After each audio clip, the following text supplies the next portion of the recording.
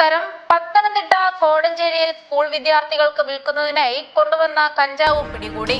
കോഴഞ്ചേരിയിലും പരിസര പ്രദേശങ്ങളിലുമുള്ള കുട്ടികളെ കേന്ദ്രീകരിച്ച് കഞ്ചാവ് വിൽപ്പന നടക്കുന്നുണ്ട് എന്ന വിവരം ലഭിച്ചതിന്റെ അടിസ്ഥാനത്തിൽ ആറന്മുള പോലീസ് നടത്തിയ അന്വേഷണത്തിനൊടുവിലാണ് കഞ്ചാവ് വിൽക്കാനെത്തിയ ആളെ അറസ്റ്റ് ചെയ്തത്.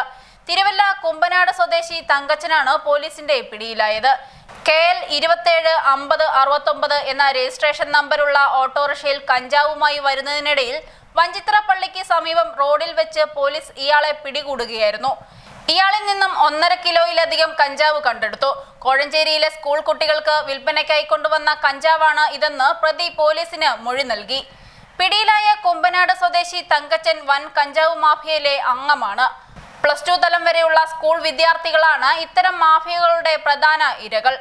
Aranmula circle inspector G Santhosh കുമാറിന്റെ നേതൃത്വത്തിലുള്ള പോലീസ് സംഘമാണ് കഞ്ചാവ് പിടികൂടിയത്. സംസ്ഥാനത്ത് ആകമാനം സ്കൂൾ കുട്ടികളെ കേന്ദ്രീകരിച്ചുള്ള കഞ്ചാവ് കച്ചവടം വർദ്ധിച്ചു വരുന്ന സാഹചര്യത്തിൽ പോലീസും എക്സൈസും പരിശോധനകൾ ശക്തമാക്കിയിരിക്കുകയാണ്.